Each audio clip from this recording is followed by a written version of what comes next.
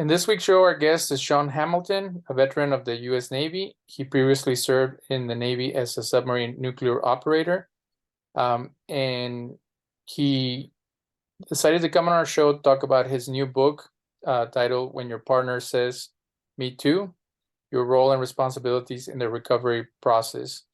So he provides guidance to partners of survivors of sexual violence and how to best support them throughout the recovery process.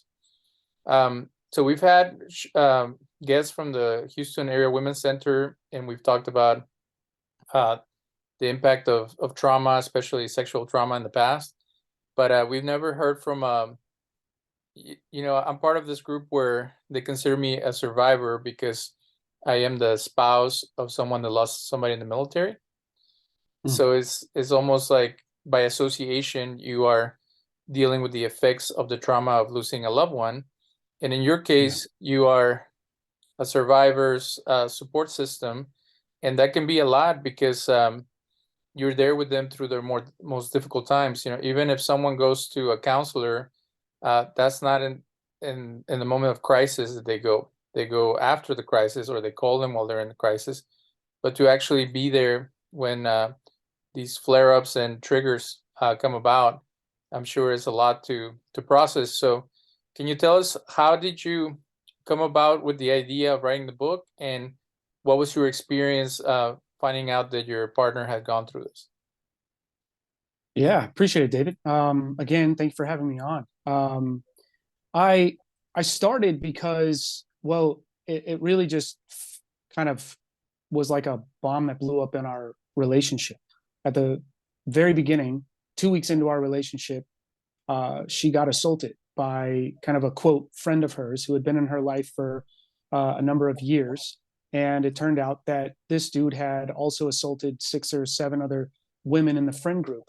And my wife, she was, my girlfriend at the time. We had actually been friends for probably 3 or 4 years before we started dating.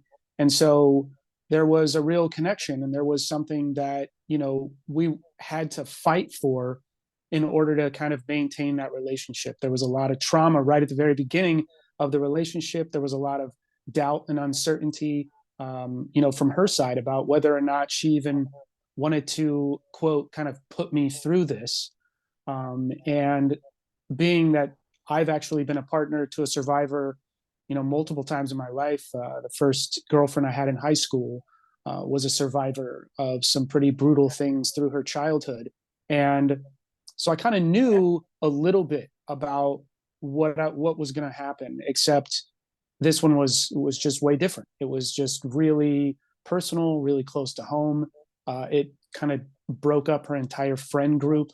And I was with her during the court case, going civil court and criminal court through the process of the King County prosecutor's office dropping the case against the guy who 7 women had come forward to, file charges. And so, sitting in the courtroom, being in the legal kind of counsel's office with her as she had to just tell her story over and over. And, that whole process was really, really hard. And through the acute phase of the recovery process was some of the more challenging things that I had no idea about. Like the worst case scenario, I call it in the book, is, when you're trying to be intimate, you're in the middle of, kind of intimacy, having sex, and a triggering event happens. And all of a sudden it went from being this, pursuit of that really kind of amazing orgasmic bliss, and now you're in something completely different. And the first time that kind of occurred, it was such a jarring experience emotionally for both of us. And I turned to research, trying to figure out, like, is there anything out there that talks about what I'm supposed to do? Like, how do I approach this? There's not really any materials. This isn't what, anything that we talk about in public really at all. And so I reached out trying to figure out, how am I supposed to respond? What am I supposed to do emotionally? How am I supposed to show up for her? And there just wasn't anything. And so, we did our best, and I showed up really well in certain moments, and I could have done a lot better in others. And, once we got through the recovery process, we really had time to sit down and talk about a lot. And once we had kind of felt like we had regained a sense of our intimacy and triggering events were much less frequent, I just started asking her questions like, how did I show up well? How did I, how could I have done better? And it just started to create this aha moment for me where I was like, you know what? I want to write the book that I wish that I could have read at the beginning of all of this. I want to be as real, authentic, vulnerable as possible about what to expect from our side. I mean, there was a rise in 2016, 2017 kind of made it public about these, just sexual violence in general. And it was through the Me Too movement that it became kind of a cultural conversation. But we do a poor job of talking about it, even as an issue itself, even from the survivor's perspective and from the partner of a survivor's perspective. There's just nothing out there. There's nobody really talking about what it's like to be in our role. And I realized very quickly how important my role really was. And through all of the research and putting the book together, it's just become such a passion to get the message out about how important the role really is. And I don't mean to go off subject, but the moment that anybody mentions the Me Too movement, there's all kinds of political and emotional issues that come up. So I would like to get that out of the way before we delve deeper into your book. For sure. So we talk about current issues and political issues in the show every once in a while, and I've been very disappointed and sad in how now saying Me Too is almost like a joke, and it has become like a laughing stock among comedians and celebrities, because even in Hollywood, there's this kind of dismissal of abuse, just like you saw it in court, where judges will side with the perpetrator because it's almost like they see themselves in the evil guy, and and they always assume the best of men. They're like, oh, some women are trying to destroy someone's reputation or something like that.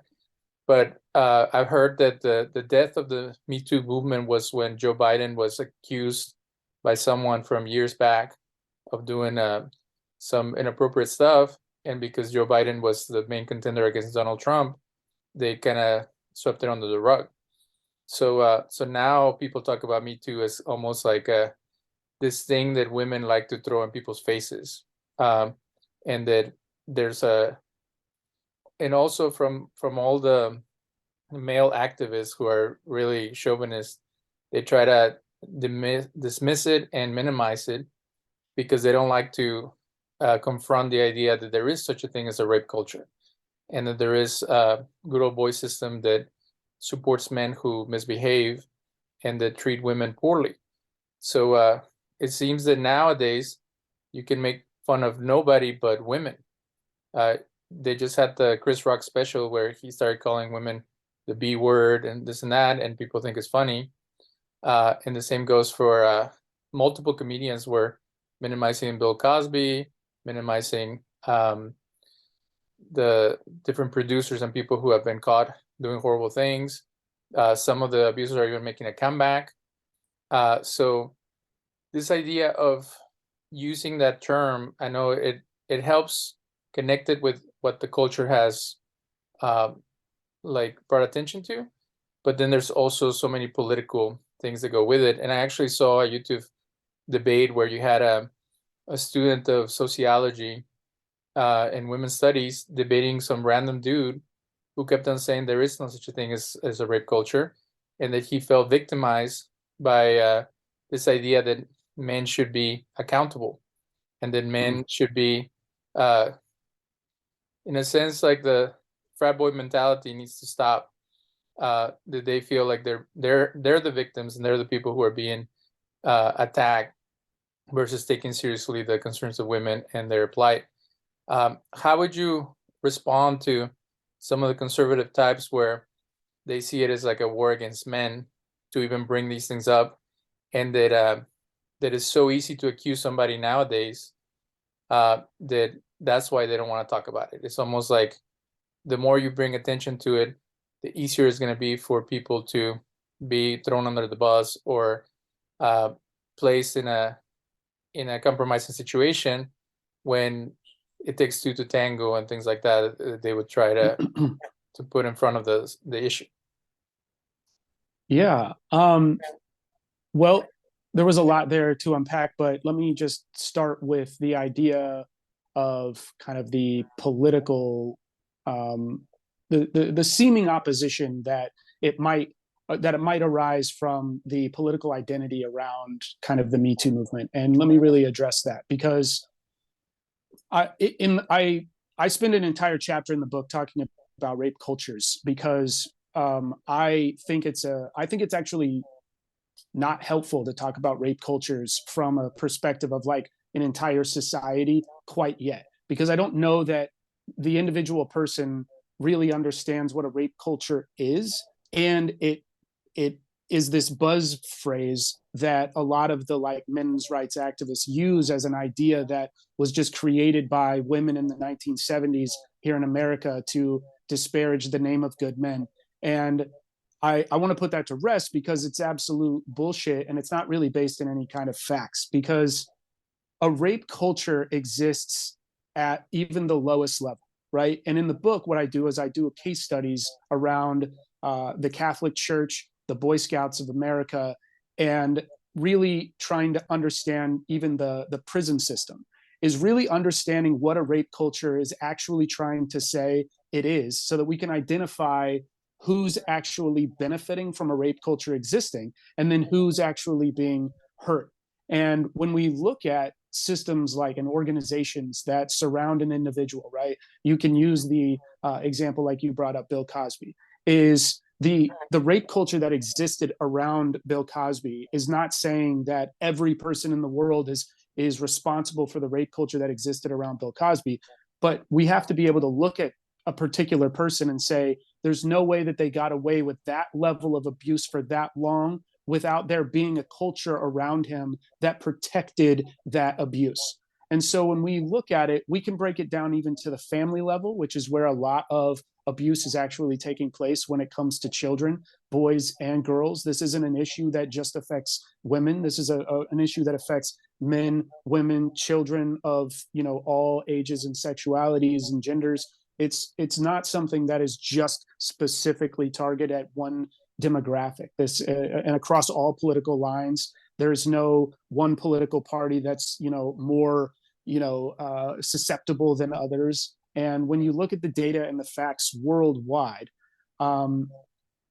rape cultures exist in all kinds of areas. And when we look at the Catholic Church, for example, it's a large organization, and a rape culture that predominantly affected little boys, because there are pedophile priests of the thousands being protected by an organization that is not holding them accountable. That is not some sort of myth. That was not made up by women. That was not at all just some sort of fictitious thing. There are thousands and thousands of documented cases with tens of hundreds of thousands of survivors that have had to recover from the abuse that they sustained while under the guise of the Catholic Church and going to mass. And this is all over the world. This is in every country that the Catholic Church exists. There has been abuse. And it's not just the Catholic Church, it's every denomination of religion. The Southern Baptist Convention just came out with a huge article and this big expose about the scandal of abuse cover-ups that have been happening in their church. The Mormon Church, the Jehovah's Witness. I mean, this permeates everywhere. And the problem that we really need to understand is that when an organization cares more about its necessary like donations, its public image, more than it cares about children, that is one of the biggest parts of what a rape culture actually is. And it's the lack of accountability, and it affects boys. Let's look at the Boy Scouts of America, for example. It was an organization founded in 1915. And by 1925, the organization itself had already started keeping files, what they called the perversion files, on thousands of pedophiles within their ranks. And this was in 1925. The upper echelon of the organization knew. By the 25th anniversary gala, in which Teddy Roosevelt's son spoke at, Teddy Roosevelt's son actually referenced those files being kept on pedophiles within the ranks, but he called them the red files during his big public speech at the gala. The media itself thought he was talking about communists, which basically prompted the Boy Scouts to come forward and talk about, no, we're not keeping files on communists, we're keeping files on predators. But then nothing happened. So for over 100 years, predators were allowed to exist within that organization. No accountability happened. Outside organizations weren't coming in with the information that they knew at the time and actually holding people accountable. Society was just sweeping it under the rug. And now over what, 100,000 boys have come forward to file a giant lawsuit against the Boy Scouts of America, which bankrupted, the entire organization from a national level. Made them jump through an incredible amount of hoops in order to pay out upwards of now a couple of $1 billion to all of these boys and now men, a lot of which have, succumbed to suicide because of it. So this idea that gets perpetuated because of the political identity wrapped up in the word rape culture is just refusing to actually look at what the problem is. Because there's an author and kind of activist and speaker, his name's Jackson Katz. He wrote a book called The Macho Paradox, and he goes around giving public speeches all over the place. But in this book, he details this exercise that he does with a group of people where he speaks in front of just a diverse group of people. He'll break the room up into women and men. What he does is he asks the men first, men, what do you do on a daily basis to prevent yourself from being raped? And it's crickets. Nobody in the audience says anything. There's this weird kind of awkward silence for a while. And then kind of, under a breath or kind of muttered in laughter, don't go to prison is like one of the main things that gets said in all of these speeches. Then he goes over to the women, and he's drawn it up on the board and he's broken this whiteboard in half and he's kind of right, okay, men, don't go to prison. And now the women, and the women's hands go up by, droves and droves about what it is that they do on a daily basis, right? Don't park at a grocery store in a dark spot, right? Always park under the light. Don't go out at night. Hold your keys in your hand and like make a knife, just all sorts of things. Don't wear this, don't wear that. Go out with friends. Don't don't drink.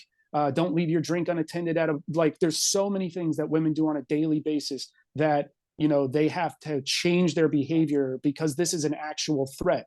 And the one thing that I find interesting about that example that he gives is that it's not that men don't understand what a rape culture is, because they absolutely understand what a rape culture is. They only identify, though, with the rape cultures that they see as affecting them, because prison is a rape culture that they know affects them. If they go into that environment, they know that they could be raped and nothing would be done about it.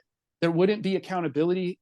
There wouldn't be any type of help that they could get. There would be nothing other than the fact that they would be under threat of being raped. And it's a rape culture that they identify with. And so they can see that one. But what they don't want to look at is all the other rape cultures that exist. And it's not just one rape culture. It's literally thousands of rape cultures that are existing within the context of a society. Now, we could say that the justice system is broken with how it handles it, because we look at the facts and 97% of all people, even, accused and convicted of rape, won't see a day in jail. And it's just the nature at which this crime, unfortunately, is when it comes to our legal system and how it's handled.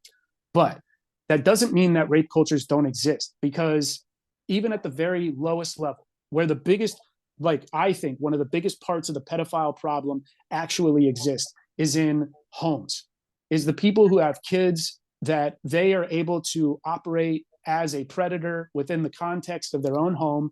And a rape culture starts to build up around them based in fear, based in, kind of financial circumstances where the mom, the sister, the brother, the family members, the friends, they all might know something. They might not know exact specific details, but they know something's up.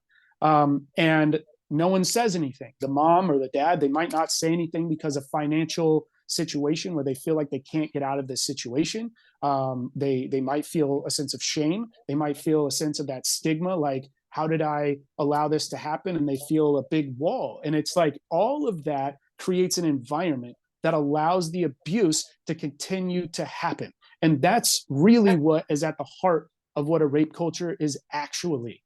is just an environment that's created around a predator or multiple predators that allows the abuse to continue to happen. No accountability is taken. And, based on society's kind of stigma and shame and, kind of a lack of an ability to talk about it, it just allows that abuse to continue to exist.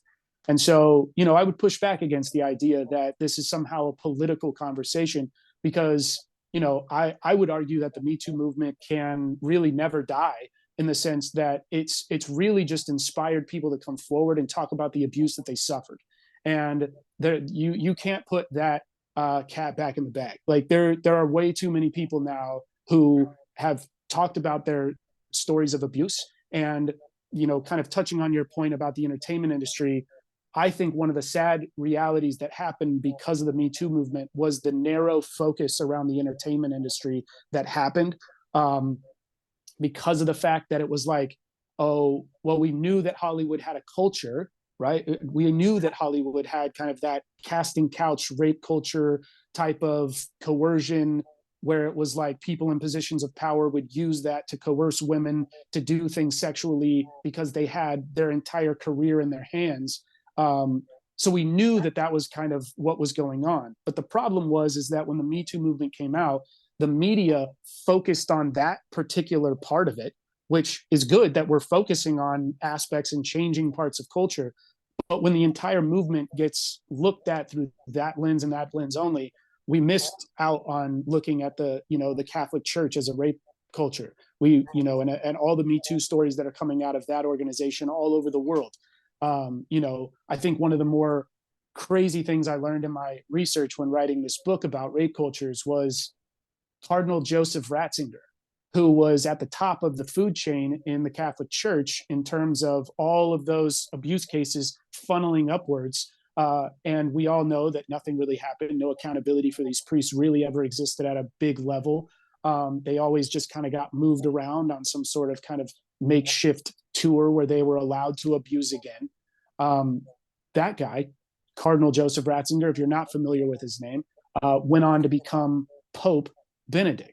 And so the idea that the people in the organization that are responsible for doing something, holding the church accountable, become the most powerful person in the church, and then really, not a whole lot of accountability happens. That is a part of really what I believe identifies a rape culture, is that we know abuse is happening. The people at the top aren't doing anything about it. And that's the really sad fact about it. And I think that, Me Too just represents the tidal wave of people who are just, tired of living in a system that perpetuates an environment that allows this type of abuse to exist. So I don't think that that's going away anytime soon. I think the people that fight against it, that come out and say, "Oh, I'm afraid, I don't know how to talk to women now," I'm skeptical of their point of view, because to me, who benefits from a rape culture existing? Like, if we just make the assumption that rape cultures do exist, because I think that overwhelming amount of evidence suggests there are rape cultures in all different aspects of life. Around Larry Nassar, there was a huge rape culture in which the FBI knew what he was doing. The authorities inside USA Gymnastics knew what he was doing for years and didn't do anything about it. The fact that they just don't want to think of America as a rape culture. I understand the political identity, not wanting to look at something you love and you identify with so much. I get it, being a veteran. I get that. My grandfather fought in, Pearl Harbor in the Navy. He was there on the day that they were attacked. Like, I get the idea of America. It's firmly ingrained into my life as well. But I think one of the more important things we can do as, leaders, is to look at the hard aspects and say, we're not disparaging America by looking at the darkness. We're making it a better place and, a safer place for everybody to exist. And I think one of the things that most of us should agree on is that rape cultures that affect little kids should be looked at and eliminated as soon as possible, and with a level of discourse that it requires. And it takes us coming together, having these conversations for us to move the needle culturally.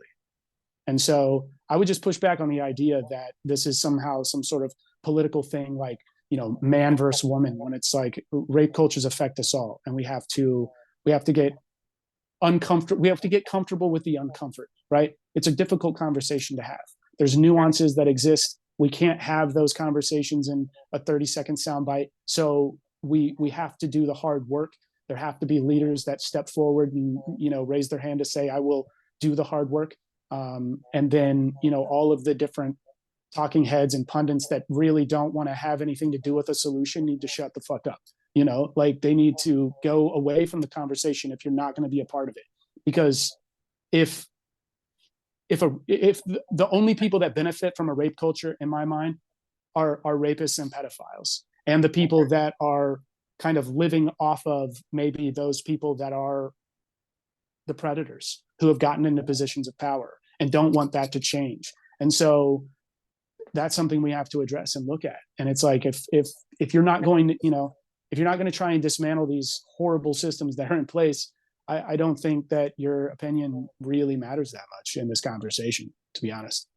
So I don't know if you're familiar with this crazy book. It's called Natural History of Rape. Mm. The only time that I ever came across it, it was in a January 23rd, 2000 article in Time Magazine. And these two theorists, Randy Thornhill and Craig Palmer, were saying that it was natural selection for hominids, including humans, to want to go around spraying their seed in whatever way possible. And the main premise was trying to find the fallacy of feminism that rape is not about sex. So when I was going through training at the Women's Center, they said that rape was about power. Do you think that is both, or is one or the other? And why would anybody write a book almost giving people permission, or making it sound as a natural factor that people would behave like not only animals, because you only see animals do that during mating season or something like that, but humans have the ability to choose when to attack people, and it's premeditated, and it is through kind of, what do they call it when you're trying to get someone to seduce someone, or as a child you're grooming them. So Right.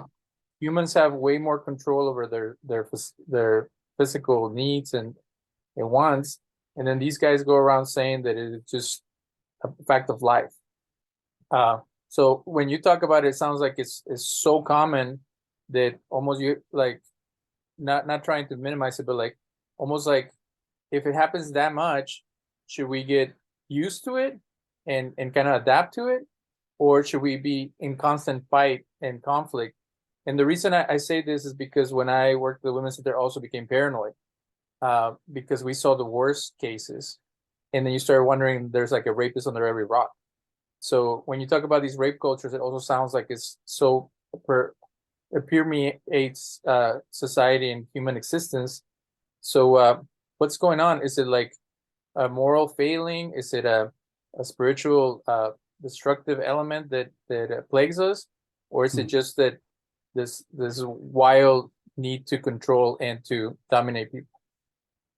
Well, to be honest, I wish I had the answer for you. If I knew exactly why it was happening, and we could put a stop to it, that'd be great. I would say an absolutely not to just allowing it to exist and kind of accepting the I guess the theory of natural selection in terms of violence against one another. I think that's a nihilistic approach that doesn't really help humanity at all. I think that's an attitude that can